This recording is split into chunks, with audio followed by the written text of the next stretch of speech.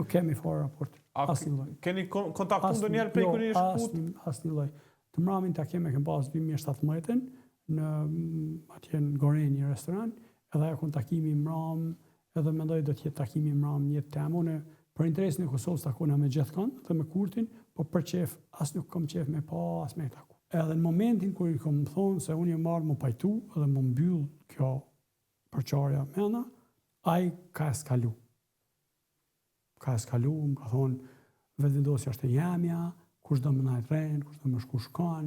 Unë ja kam sqaru se nuk është kështu që shtu ti ma ki pru Dardan Mulliqin, ke thonë e kam vlla, nuk merën me vlla, ka filluar atë agresivitetin, atë kemë folë disa fjalë fyse, edhe... Ju ka fy?